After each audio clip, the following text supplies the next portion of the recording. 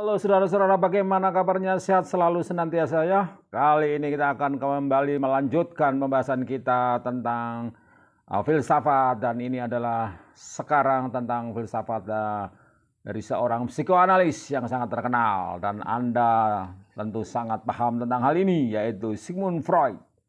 Bagaimana saudara kita memulainya dari Freud adalah manusia dari zamannya, ya, ia mempunyai nilai-nilai dari kelompok manusia-manusia berjuis atau kaum berjuis abad ke-19.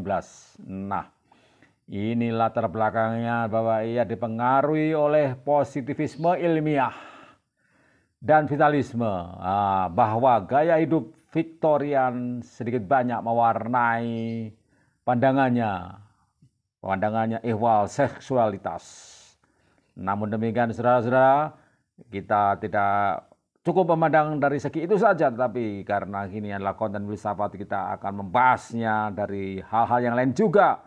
Bahwa dari sudut lain kita lihat dia adalah seorang pemikir yang kontroversial. Ya, filsafat tentu hubungannya dengan pemikiran, dan di sini Sigmund Freud diposisikan sebagai seorang pemikir yang kontroversial, yang akan selamanya demikian. Ini mengapa demikian? Karena terkait dengan pendapat atau pendiriannya dalam seksualitas serta psyche, yaitu kejiwaan, maupun dengan kecemerlangannya dalam menemukan psikoanalisa melalui analisis terhadap gejala-gejala yang sampai saat dia hidup itu dianggap sebagai hal yang tidak teranalisa, seperti mimpi dan selip lidah. Nah, karya-karyanya sangat menantang dalam pembahasan tentang entitas yang relatif berlainan, entitas yang lian, tapi relatif. Karya itu juga terutama menantang sebagai jejak pengembaraan intelektual yang besar, maha besar, yang agung, yang di dalamnya psikoanalisa mengalami transformasi halus yang dalam sekelompok wacana, dan ini akan terus berevolusi. Ya, ini datang dari kenyataan. Ia tidak seluruhnya mengendalikan konsep seperti kehidupan, kematian, kenikmatan, dan lain sebagainya. Iya, itu semuanya ingin dia utarakan, yaitu kehidupan, kematian, kenikmatan, dan lain sebagainya. Juga karena konsep ini belum matang. Ia menekankan upaya melakukan interpretasi secara terus-menerus. Hingga akhirnya psikoanalis ini tidak pernah berakhir.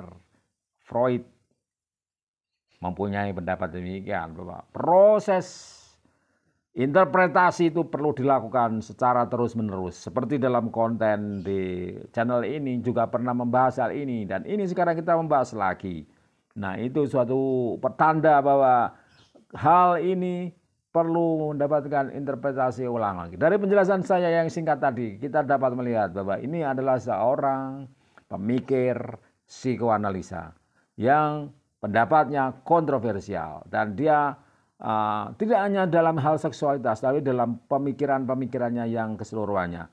Dan dia dengan kecemerlangan menemukan psikoanalisa melalui gejala-gejala yang saat itu juga kontroversial, seperti mimpi lidah, ya, dan selip lidah, itu tidak teranalisa sehingga mendapatkan kontroversi. Nah, karyanya itu yang dengan selip lidah dan mimpi sebagai tanda-tanda dari gejala psikoanalisis, yaitu analisis kejiwaan. Nah, ini mendapatkan tantangan dari berbagai entitas yang berbeda. Pengembaraan intelektualnya itu terus berevolusi. Dia ingin mengungkapkan tentang kehidupan, tentang kematian, tentang kenikmatan, dan sebagainya. Tapi hal ini tidak pernah sempurna dan belum mantap. Nah, oleh karena belum mantap dan belum sempurna itu, maka dia menginginkan hal itu dilakukan interpretasi terus-menerus. Nah, bahwa pada akhirnya ilmu psikoanalisis ini tidak akan pernah berakhir. Tidak akan pernah berakhir. Dan apa yang demikian ini menurut Freud harus ditafsirkan dalam kerangka pengertian interpretasi tak terbatas, tak terhingga, ya seperti yang pertama kali usulkan. Jadi ini mengapa kita memahami bahwa psikologi itu sering disebut sebagai pseudo ilmiah, karena hal ini tidak ada kepastian yang ada endingnya, ada akhirnya. Berbeda dengan ilmu-ilmu yang disebut sebagai ilmu ilmiah karena dia sudah mencapai suatu titik teoritis abstraksi terhadap dirinya sehingga dia disebut sebagai ilmu ilmiah. Kebenarannya, positivismenya pasti jelas. Tapi kalau yang ini tidak demikian. Mesti dilakukan interpretasi secara terus-menerus dan tidak berkesudahan. Inilah sebabnya kita mendapatkan alasan mengapa psikoanalisa juga bagian dari psikologi ini merupakan sebuah sering disebut sebagai pseudo ilmiah. Tapi kita lepaskan hal itu bahwa ini adalah sebuah pemikiran membutuhkan suatu pemikiran yang lain lagi untuk terus-menerus diinterpretasikan. Nah, sebuah wacana tentang Freud ya oleh karena itu mungkin paling menarik ya diberikan oleh ahli psikoanalis Prancis yang juga merupakan murid Jacques Lacan yaitu Jean Laplanche. Secara singkat ia mengumpulkan sehubungan dengan konsep hidup dan mati. Hampir seluruh karya Freud dari proyek untuk suatu psikologi ilmiah ditulis pada tahun 1895. Nah, terus secara khusus ke Beyond the Pleasure Principle pada tahun 1920 hingga masalah ekonomi masokisme. Nah, ada juga ini ya. Masokisme juga ditinjau dari sejarah ekonominya bagaimana. Nah, tahun 1924. Bisa dilihat dalam kerangka suatu sosialismus. Pada awalnya dulu merupakan kehidupan homeostasis berubah menjadi kematian. Dari kehidupan menjadi kematian atau Thanatos yang pada awalnya dulu merupakan kematian, energi yang tak terbatas. Jadi ada kehidupan.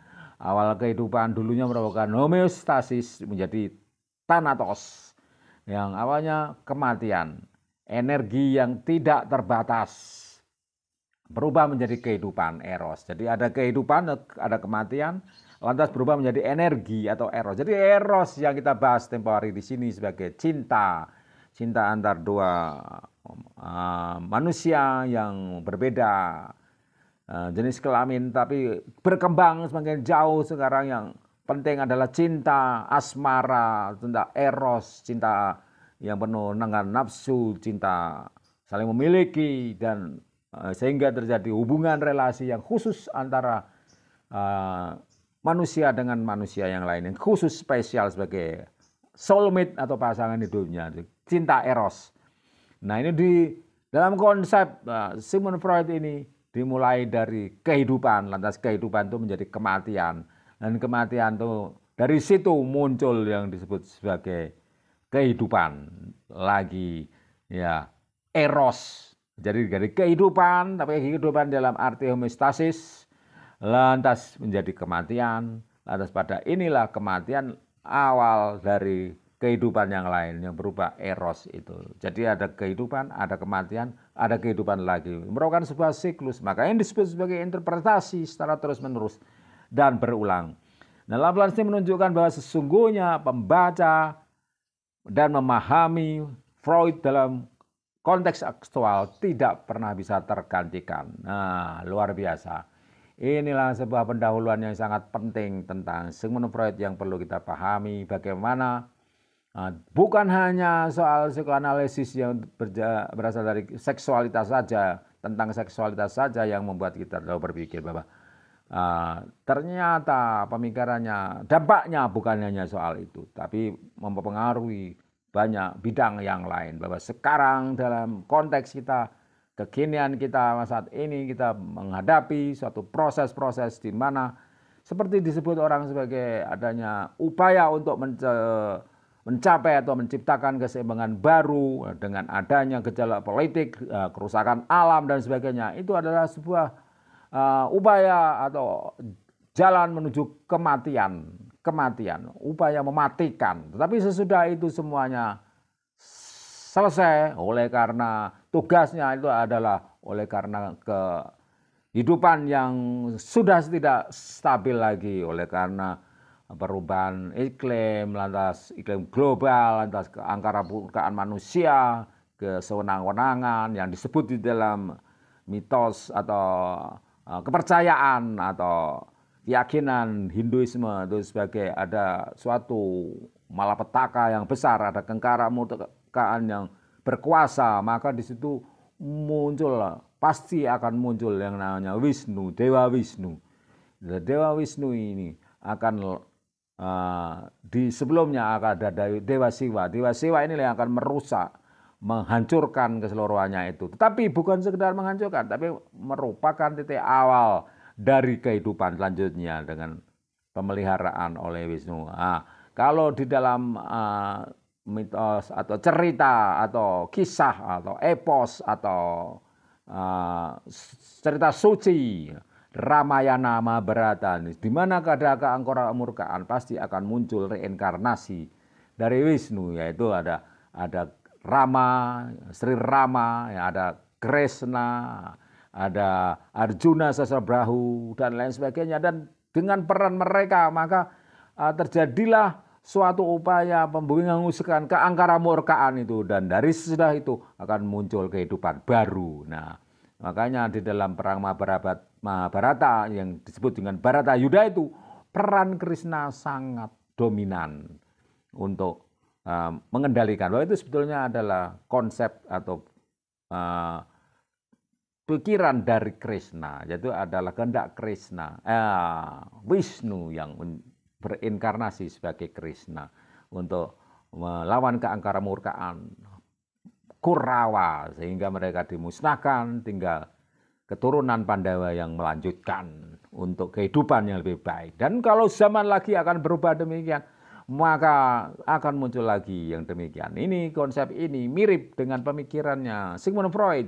Ada kehidupan, ada kematian, lantas ada kehidupan baru lagi.